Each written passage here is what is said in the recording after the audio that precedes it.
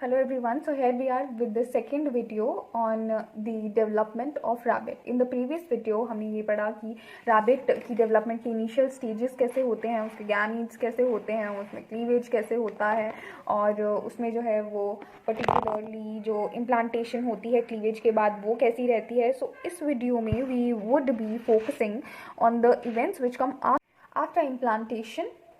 सो इसमें हम गैस्ट्रुलेशन से स्टार्ट करेंगे. तो बेसिकली गैस्ट्रुलेशन होती क्या है? गैस्ट्रुलेशन एक ऐसा प्रोसेस होता है जिसमें कि जो है ब्लास्टोसिस्ट जो है वो गैस्ट्रूला में कन्वर्ट होता है. गैस्ट्रूला और ब्लास्टोसिस्ट में यही डिफरेंस होता है कि जो गैस्ट्रूला होता है उसमें जो है वो 3 जर्म लेयर्स जो हैं वो अब डेवलप हो चुकी होती हैं.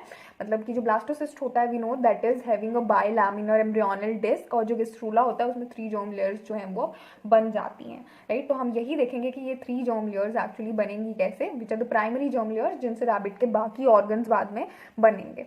सो इम्प्लांटेशन के बाद क्या होता है कि हमने ये पढ़ा था कि जो इनर सेल मास होता है ना एम्ब्रियो का, वही प्रिकर्सर ऑफ एम्ब्रियो होता है. मतलब इनर सेल मास जो होता है that is the precursor of embryo. मतलब बाकी की सभी चीज़ें एम्ब्रियो की इनर सेल मास से ही बनती है. ट्रोफोब्लास्ट जो है वो सिर्फ और सिर्फ जो है वो न्यूट्रिटिव लेयर्स बनाता है. तो ये जो इनर सेल्स हैं ब्लास्टोसिस्ट के, ये मूव करना शुरू कर देते हैं. मतलब मॉर्फोजेनेटिक मूवमेंट्स अंडरगो करते हैं. इन सेल्स की जो मूवमेंट्स होती है वो प्री डिटरमाइंड होती है और सेल्फ डिटरमाइंड होती हैं. These cells know where to go after the cleavage. तो उसके बाद वो अपनी फाइनल और प्री डिटरमाइंड पोजिशंस पे मॉर्फोजेनेटिक मूवमेंट से जाते हैं which are the independent movements of the cells, और जिनसे कि एक्टोडर्म, मीजोडर्म और एंडोडर्म जो है वो बन जाते हैं.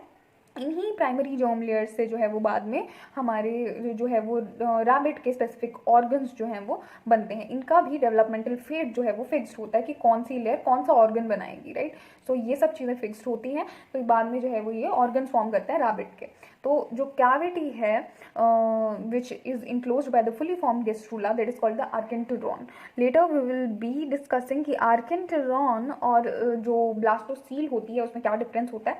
बट फॉर नाउ हम जाते हैं on the events taking place during gastrulation. की गैस्ट्रुलेशन के ड्यूरेशन में कौन कौन से इवेंट्स जो हैं वो मेजरली हो रहे होते हैं. तो जो फर्स्ट इवेंट है that is the formation of embryonal disc. सबसे पहले तो बनेगी एम्ब्रियोनल डिस्क जो कि ब्लास्टोसिस्ट के अंदर ही बनती है. तो एम्ब्रियोनल डिस्क जो है according to Gilbert it is the starting point of gastrulation. Gilbert का ये कहना है कि जो एम्ब्रियोनल डिस्क है जब वो बन जाती है तो गैस्ट्रुलेशन जो है वो दैट बिगिन्स. तो the second thing is the formation of extra embryonic membranes. जो एक्स्ट्रा एम्ब्रियोनिक मेम्ब्रेन्स बनती हैं, हमने आम्नियन, कॉरियन, एलेंटॉइस, यॉर्क सैक, इन सब के बारे में जो है वो जो प्रीवियस चैप्टर एक अलग से बन रखा है डेवलपमेंटल बायोलॉजी में, उसमें कवर किया हुआ है. तो उसके बाद जो इवेंट, इसलिए हम इसको इस पर ज़्यादा फोकस नहीं करते हैं ड्यूरिंग एग्जाम्स और जो भी डेवलपमेंट ऑफ रैबिट पढ़ते समय. दैट इज द सेम जो हमने पिछले चैप्टर में किया होता है. तो फॉर्मेशन ऑफ प्रिमिटिव स्ट्रीक बनती है और उसके बाद 3 जर्म लेयर्स जो है वो 4th इवेंट में जो है वो कम्प्लीटली फॉर्म हो जाती है और इनसे बाद में जो है वो स्पेसिफिक ऑर्गन्स रैबिट के बन जाते हैं. नाउ अब हम इवेंट वाइज जो है वो स्टडी करेंगे कि क्या क्या इवेंट रहते हैं. तो सबसे पहले हमें पता है ये ब्लास्टोसिस्ट है, इसमें बायलैमिनर एम्ब्रियोनल डिस्क है. ये जो एम्ब्रियोनल डिस्क है इसका जो अपर लेयर, इसमें 2 तरीके के सेल्स होते हैं. जो एक तरीके के सेल्स होते हैं जो एमनियोटिक कैविटी का बेस बनाते हैं, those are called the epiblast. इस वाली लेयर को एपीब्लास्ट कहते हैं. और ये जो दूसरे टाइप के सेल्स होते हैं these are called the hypoblast. अब ये जो एपीब्लास्ट और हाइपोब्लास्ट होती है, अब सम पब्लिशर्स और ऑथर्स मतलब कुछ कहते हैं कि जो हाइपोब्लास्ट होती है उसका कोई रोल नहीं होता है in the formation of germ layers. Major role जो है वो एपीब्लास्ट का ही होता है, लेकिन कुछ जो है वो हाइपोब्लास्ट का रोल भी बताते हैं. तो हम तो अकॉर्डिंग टू बुक ही पढ़ेंगे जो भी दे रखा है. तो क्या होता है कि एमनियोटिक कैविटी का जो फ्लोर बनाता है वो एपीब्लास्ट बनाता है, उसके नीचे हाइपोब्लास्ट प्रेजेंट होती है. अब ये ऊपर एमनियोटिक कैविटी है. जो जर्म लेयर्स बन रही जैसे जैसे साइमल्टेनियसली फॉर्म होंगी वैसे वैसे जो है ये न्यूट्रिटिव लेयर्स जो ट्रोफोब्लास्ट बनाएगा वो भी साथ साथ में एमनियन, कॉरियन वगैरह फॉर्म होती रहेंगी. तो द नेक्स्ट थिंग इज, अब क्या हो रहा है कि ये जो हमारे जो सेकेंड लेयर है उसने क्या किया है कि वो डीलैमिनेट होना स्टार्ट हो गई है. मतलब ये लेयर जो है वो साइड वाइज अपने जो है वो लेटरल और डाउनवर्ड एक्सटेंशन शो करेगी. सेल्स की प्रोलिफरेशन के साथ सेल्स भी डिवाइड करेंगे इसके, इसीलिए ये लेटरल और डाउनवर्ड एक्सटेंशन शो करेगी और एक पूरी की पूरी नई लेयर जो है वो बना देगी. This event is called the delamination of a layer. अब ये जो डीलैमिनेशन है इससे जो है जो लेयर हमारी बनेगी by lateral and downward extension, उस लेयर को बोलेंगे एंडोडर्म. ये एक लेयर थी, ये लिटरली जो है वो प्रोलिफरेट करने लग पड़ी है एक नई लेयर को बनाने के लिए, डाउनवर्ड एक्सटेंड कर रही है, इसने बना दी है एंडोडर्म। अब ये एनक्लोज होकर एंडोडर्म बना देगी और इसके बीच में जो कैविटी ये एनक्लोज करेगी उसे कहते हैं प्रिमिटिव गट।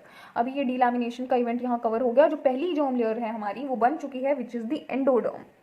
अब उसके बाद क्या होगा, एक बार एंडोडर्म बन गई है तो ये जो ऊपर वाली लेयर है एपिब्लास्ट, इसके सेल्स जो हैं, मतलब इसके मैंने पहले भी बताया था in the previous video, if you haven't watched it तो please watch it, you will get some help. उसके बाद क्या होगा कि जो ये सेफेलिक एंड होता है किसका, हमारी जो एम्ब्रियोनल डिस्क होती है सेफेलिक एंड होता है, कॉर्डल एंड होता है और बीच में जो है वो एम्ब्रियोनल जोन होता है। तो इसमें क्या रहता है कि कॉर्डल जोन से जो सेल्स हैं वो इंग्रेशन शो करते हैं। इंग्रेशन का मतलब ये है कि पैचेस में मतलब सेल्स जो हैं वो स्प्लिट करने लग पड़ते हैं थोड़े थोड़े, और वो जो है वो पैचेस में जो है वो मतलब रिलीज होने लग पड़ते हैं किसी भी एक पर्टिकुलर लेयर से। तो इंग्रेशन का इवेंट होता है जिससे कि मीजोडर्म फॉर्म होती है, कंप्लीट मीजोडर्म नहीं, पैचेस की फॉर्म में जो है वो सेल्स जो है यहाँ से रिलीज होते हैं caudal end of the epiblast से, और फिर जो है इंग्रेशन का इवेंट इसे कहा जाता है, और जिससे कि हमारी अगली लेयर मीजोडर्म जो है वो बनने स्टार्ट हो जाती है। तो उसके बाद क्या होता है कि यहाँ पे आप देख लो कि ये जो एक बार इंग्रेशन हो गई है तो ये सेल्स जो है वो फिर इवनली डिस्ट्रीब्यूट होना शुरू हो जाते हैं इन बिटवीन दी एक्टोडर्म, हमारा सॉरी एंडोडर्म, और जो एंडोडर्म पहले से बन रखे हैं उसके बीच में। और कहते हैं कि जो बची हुई, एक बार इंग्रेशन का इवेंट कंप्लीट हो गया है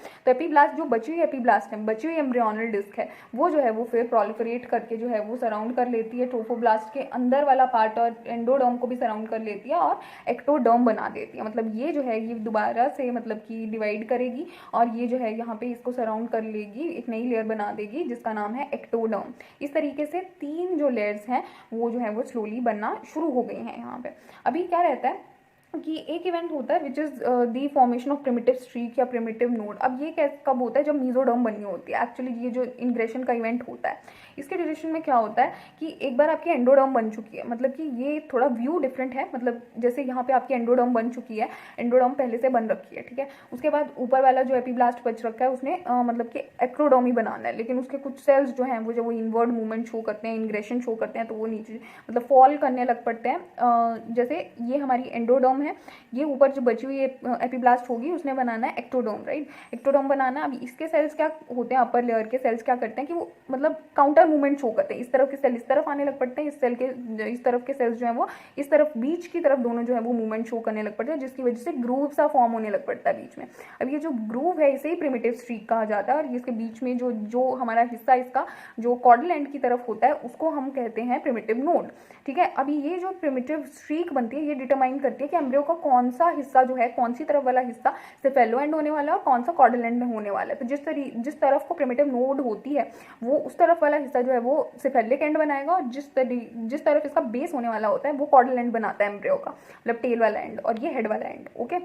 तो यहाँ से जो है वो सेल्स फॉल करने लग पड़ते हैं बीच में, मतलब एक ग्रुप, इधर से भी सेल इधर गिरेंगे, इधर से भी सेल इधर गिरेंगे, और बीच में ग्रुप से ये गिरेंगे, और मीजोडर्म जो है वो बीच में फॉर्म हो जाएगी। फॉर अ बेटर अंडरस्टैंडिंग इसका एक बेहतर व्यू जो है वो शो किया गया है इधर। इसमें क्या रहता है, इस डायग्राम में हम क्लियरली देख सकते हैं कि कैसे ग्रुप बन रखा है। ऊपर वाली ये क्लियर है, नीचे तो आपको पता है कि एंडोडर्म पहले से बन चुकी है, तो एंडोडर्म जो है वो इधर पहले से ही प्रेजेंट है।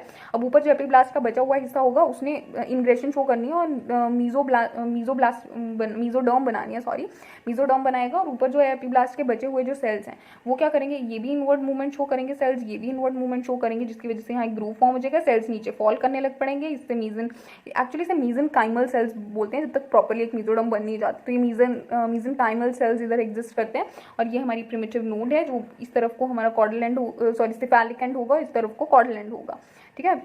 तो ये प्रिमिटिव यहाँ पे ग्रूव है और यहाँ प्रिमिटिव नोड है। तो इस तरीके से हमारी तीनों जर्म लेयर्स जो हैं वो इस तरफ को बन चुकी। अब थ्योरेटिकली अगर डिस्कस करना हो तो एंडोडर्म कैसे बना। इन रैबिट सेल्स जो हैं वो lower side of embryonal knob पे जो प्रेजेंट है वो एम्ब्रियोनिक एंडोडर्म बनाते हैं। अब हमें पता होना चाहिए कि एक एम्ब्रियोनिक जो हमारी एंडोडर्म होती है वो मेजरली ऑर्गन्स बनाती है। एक जो एडिशनल एंडोडर्म होती है जो हमारी ट्रोफोब्लास्ट से बनती है वो सपोर्टिव होती है, उसका सिर्फ सपोर्टिव न्यूट्रिटिव फंक्शन होता है, वो हमारा वो स्प्लैंक्नोप्योर वगैरह उसमें पार्ट लेती है। लेकिन जो मेजर होती है एम्ब्रियोनिक एंडोडर्म वो जो है वो ये बनाता है हमारा।